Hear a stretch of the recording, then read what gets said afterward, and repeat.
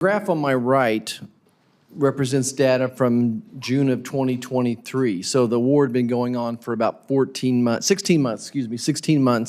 And this is the number of times we found components from your companies in those weapons used from Russia attacking Ukraine.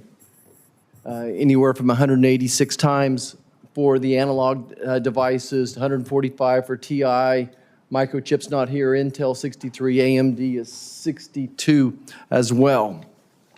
And then on my left is a supply chain from one missile, January of this year. So one missile has components from 16 different companies, 14 are American-based companies.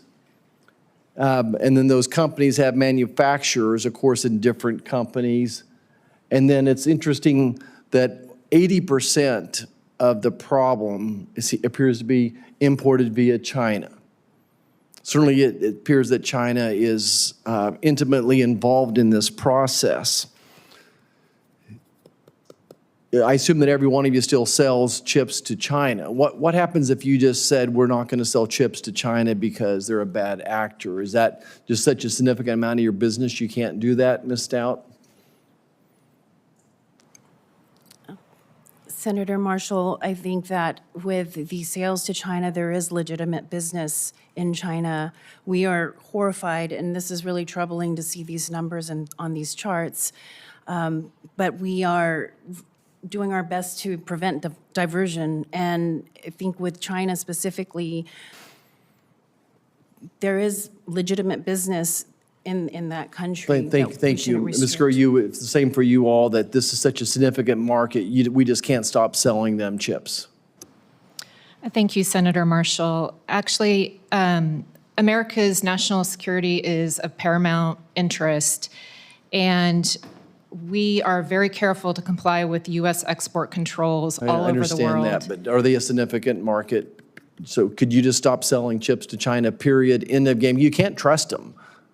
Well, we never sell anything to China that requires a license without first getting a license, and that means extensive U.S. government review. So we're very careful about that.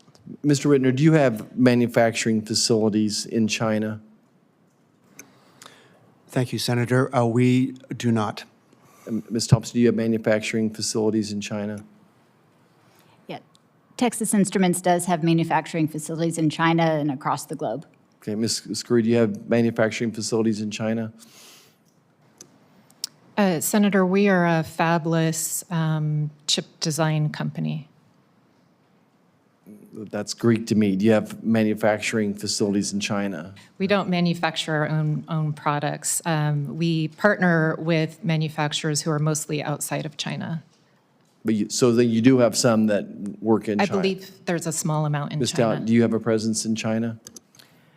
We do, Senator. We do have a presence there, and there's probably approximately 1.5% of contract manufacturing that we do in China.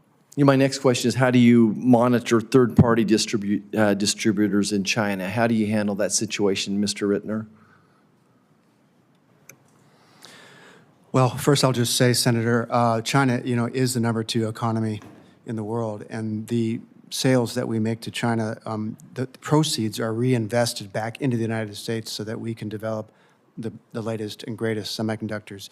In terms of doing business in China, we follow the same model. We have authorized distributors whom we vet before we contract with them, and then we also monitor them. Ms. Thompson, the same question. How do you handle the third-party distribution from China?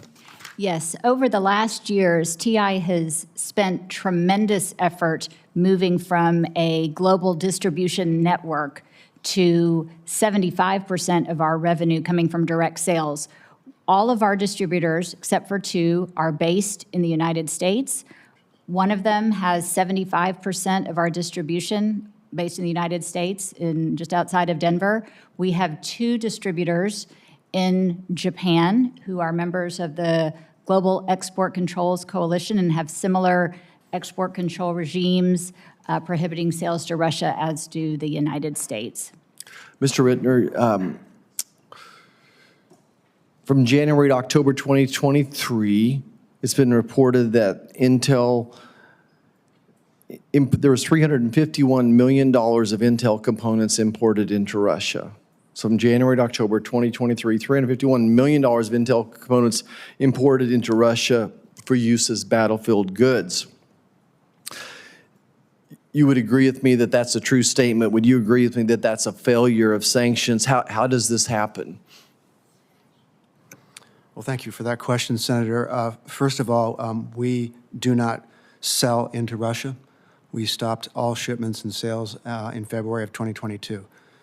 So any items that are showing up in Russia, our position would be they are coming from unaffiliated third parties.